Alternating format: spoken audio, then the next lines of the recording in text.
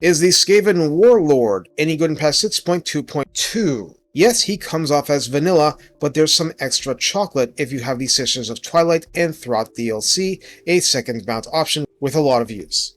The Warlord is a pain train kind of guy and brings a lot of spine to jellyfish-like clan rats. Let's go into the details.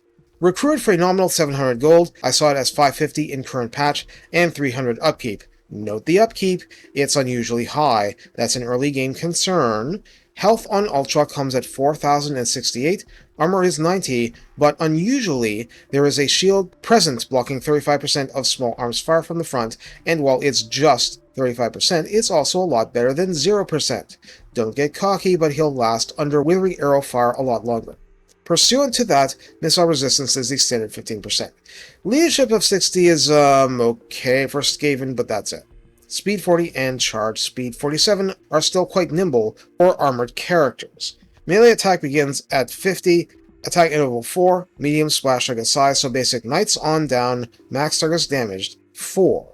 Melee defense begins at 55, so we see an emphasis on personal survival.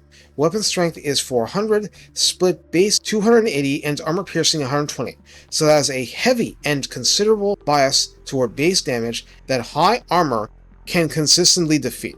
There is no bonus versus type. Charge bonus is a healthy 35, despite being on foot, and mass is 650. The Lord can hide in forest and has a scurry away mechanic when routing. Now, things change a lot once on a Bonebreaker mount. Health bulks up to 6,384, armor slips to 70, no shield.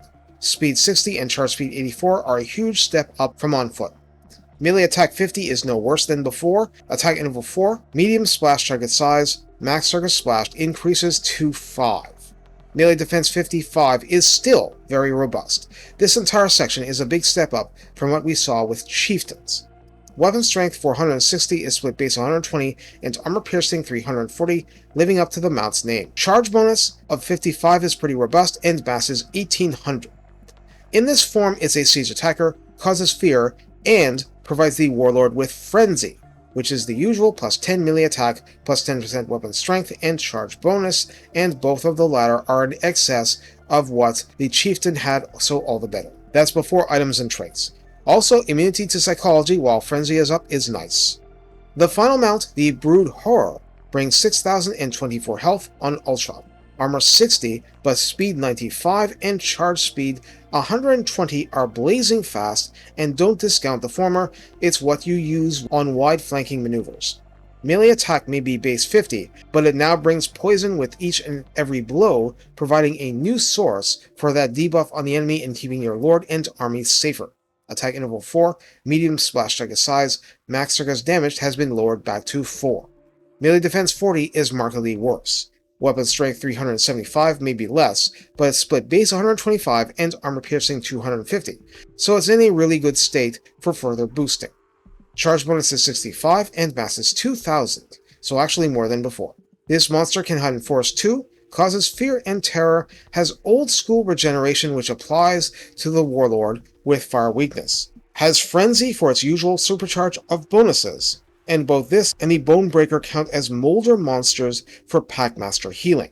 It may come up. Point being, you go for the Brood Horror for the speed, and because the Warlord as a mobile leadership buff bot will make regular horrors flee less. Who says Skaven have no cavalry? For the Blue Line skills, everything is as I outlined in the Warlock Master video. There's a lot here, but of particular importance is Ancient Cunning, 3 pips for plus 30% ambush success chance for a race where every dinky lord can use Stalking Stance, from turn 1. For the top line, Sneaky and Tricksy are 1 pip each for 10% missile or spell resistance. Warpstone Weapon at rank 13 offers plus 12 armor piercing per melee blow, and magical attack, the latter which is extremely valuable because you can get it from a skill, no item needed. For his combat line, Tail Weapon is as a lot begin, plus 3 melee attack and plus 4% weapon strength. That may not sound like much, but when it's 460 on the Bonebreaker, it adds up a bit. At 2 pips, Ruin and Decay offers weapon strength plus 5% generally, plus 10% when fighting the good races from the Vortex campaign. Damage is damage, just like I've said many times. Thick-skinned is plus 15 armor at 2 pips, and becomes even more important the further you go with the mounts. Blade Master is plus 12 melee attack at 2 pips. Connecting attacks is important. Indomitable is plus 12 leadership at 2 pips, and leadership started weak sauce. Verminous Valor is a 60-second cooldown, weak damage, but highly disruptive explosion around the Lord, 17 seconds of plus 25% speed, and plus 8 leadership for the Lord.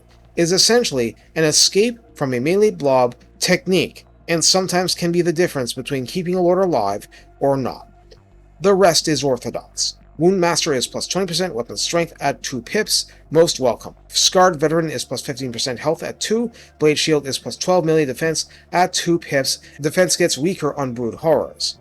Expeditious Endeavor is plus 15% speed, especially useful on the Brood Horror, and Deadly Onslaught is the capstone, particularly deadly when used with high charge bonus, therefore even better in combination with the mounts as discussed.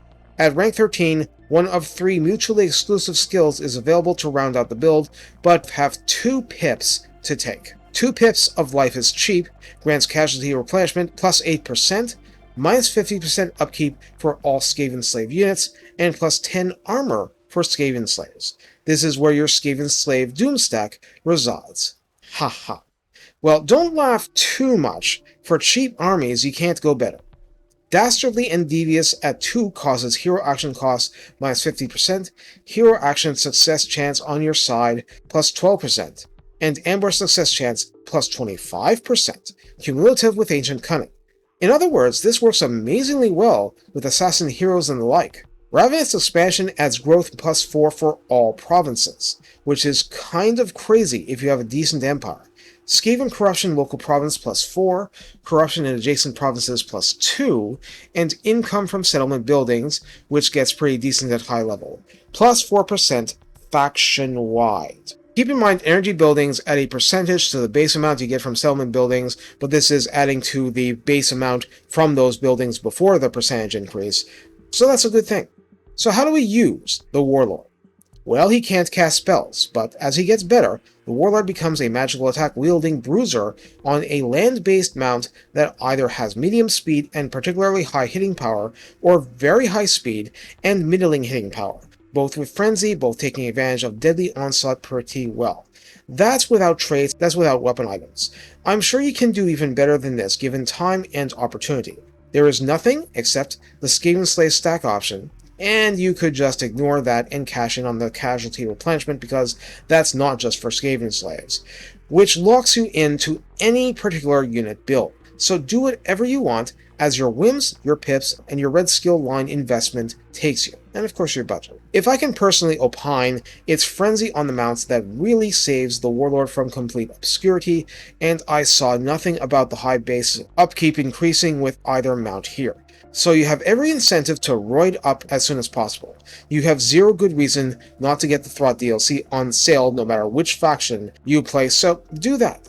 Exploit the synergy with Packmasters, don't forget your casters, just mix and match with whatever works for you. You aren't pigeonholed, so the freedom is something you should exploit to the fullest. Except for on foot, where the Warlord has a shield but is mostly a defense-oriented footlord, he becomes an offensive puncher, getting in the enemy's face and exploiting vulnerabilities. That means you should support his efforts well. Grow with the Warlord and he'll deliver far more than a mere Skaven melee dude has any right to. Take care and have fun bringing an even larger rat to the fight to really rip the enemy's backline apart.